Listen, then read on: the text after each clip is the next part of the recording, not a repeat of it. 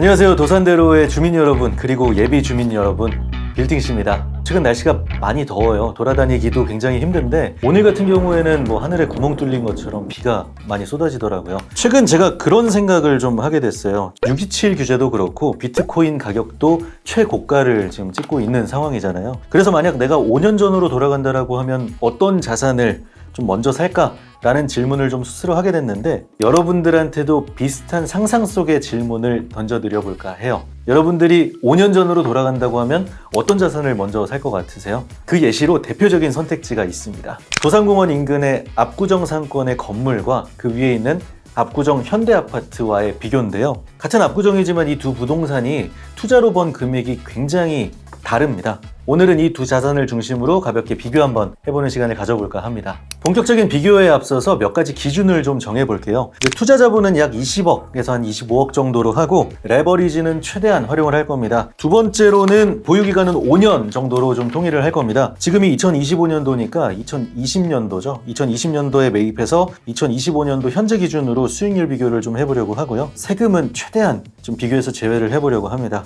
법인이냐 개인이냐 다주택자냐 이런 개인적인 상황에 따라서 취득세, 보유세, 양도세가 너무 달라지기 때문인데요. 이제 투자가 절세만으로도 수익률이 많이 변할 수 있다 보니까 이제 가볍게 보실 수 있게 제외를 해보겠습니다. 세 번째로는 실제 거래 사례를 바탕으로 평균치가 되는 물건을 계략적으로 좀 파악을 해보려고 합니다. 건물은 개별성이 있고 케이스마다 편차가 크기 때문에 너무 특이한 물건들은 좀 제외를 하고요. 그래도 분위기상 뭔가 좀 평균이 되는 건물들 기준으로 비교를 해보도록 하겠습니다. 첫 번째로는 압구정 로데오 상권 건물입니다. 건물은 다양한 앱들이 존재하니까 실거래 확인을 좀 같이 해볼게요. 2020년도 당시 시세 분위기로는 위치에 따라 한 50억에서 200억 정도 거래가 됐습니다. 토지 면적당 단가로 보면은 5천만 원에서 한 2억 정도까지, 이게 사도부터 대로변까지 전부 다 포함된 금액인데요. 대로변을 제외하고도 이제 도산공원 인근이나 압구정 카페거리 쪽을 살펴보면은 1억 초반대 물건을 보면 좋을 것 같습니다. 일반적으로 압구정 상권 하면은 도산공원이나 이제 압구정 카페거리 쪽 위주로 좀 살펴보니까요. 이쪽 물건으로 한번 같이 찾아볼게요. 평균적으로 1억 초반이면서 한 20억으로 매입이 가능했던 물건, 최대한 뭔가 리모델링이나 신축 이런 개발 행위도 없었던 물건을 좀 살펴보면은요, 요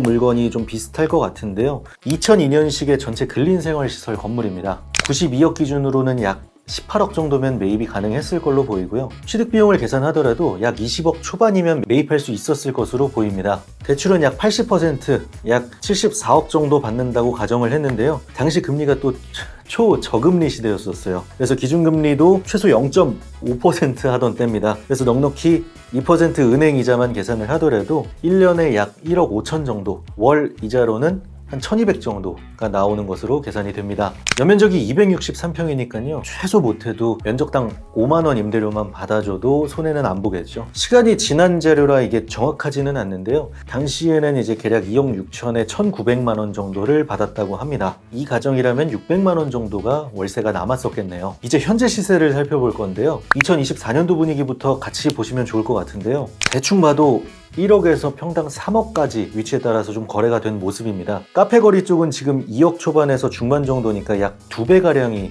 오른 건데요. 아까 사례인 평당 1억 2천에서 2억 4천 정도의 이제 매각을 했다고 가정을 해볼게요. 2배 하면 이제 양도가 184억이고요. 92억 차익을 낸 겁니다. 이제 대부분 법인 만들어서 취득하던 시기니까요. 법인세 한 20%가량을 제해도 70억 정도가 될 것 같고요. 물론 이자 비용이니 월세니 보유세니 다양하게 고려해야 될 요소가 굉장히 많죠. 다음은 압구정 현대입니다. 당연히 20년도에서 25년도 5개년을 좀 보려고 하고요. 이제 30평대 기준으로 보려고 합니다. 이제 시세를 봤을 때는 계략 20억 초반에서 한 30억까지 형성이 되어 있고요. 당연히 단지별로 시세 차이가 존재를 하고요. 당시 20년도 문정부 때 617 규제로 15억 이상 초고가 아파트는 LTV를 제한을 했었어요. 쉽게 얘기해서 아예 대출이 안 나왔습니다. 지금이랑 비슷하죠. 이제 20억 이상이 되는 압구정 현대를 매입할 때 전액 현금이 들어가야 된다는 겁니다. 20억 현금을 가졌다고 가정을 하고 검토를 하게 되면은 정말 저렴한 물건을 잘 잡았어야 됐던 시기였던 거고요.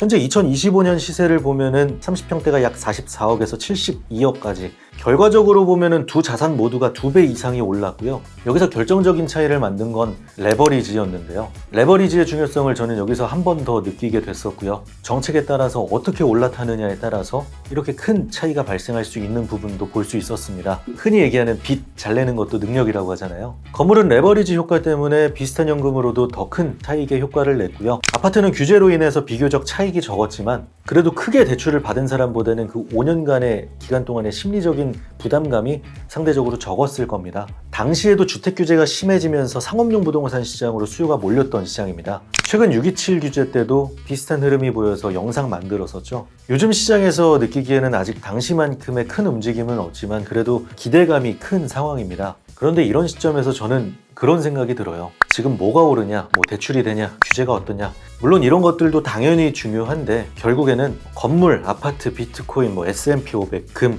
그림까지도 어떤 좋은 자산을 갖고 있는가가 핵심이라고 생각합니다. 거기에 내 능력껏 레버리지를 해서 얼마나 오래 보유를 하고 있는가요? 쉽게 말해서 자산이 얼마나 오르느냐보다 화폐 가치가 얼마나 떨어지느냐를 보자는 겁니다. 사람의 선호도가 집중된 자산은 그 무엇이든 간에 우상향을 한다고 생각을 합니다. 통화량을 푸는 만큼 제일 잘 반영을 해줄, 혹은 그 이상을 반영해줄 그런 자산에 엉덩이 무겁게 장기적으로 보는 투자가 어쩌면 가장 고민이 적고 쉽게 가는 투자가 아닐까 라는 생각이 들고요. 그리고 내가 공부하고 믿고 있는 그런 자산을 좀 들고 있다라고 하면은요, 장기적으로는 저는 다 노이즈라고 생각을 합니다. 다만 내가 자금이 필요할 때 내 자산이 하락했을 그 기가 막힌 타이밍을 피하기 위해 분산 투자를 하는 거고요. 장기 우상향하는 자산들도 서로의 등락과 그 타이밍이 다르니까요. 그중 제가 하고 있는 이 상업용 부동산은요, 상대적으로 규제가 적고 다른 자산들에 비해서 레버리지 활용을 적극적으로 할 수 있는 가장 좋은 자산이지 않을까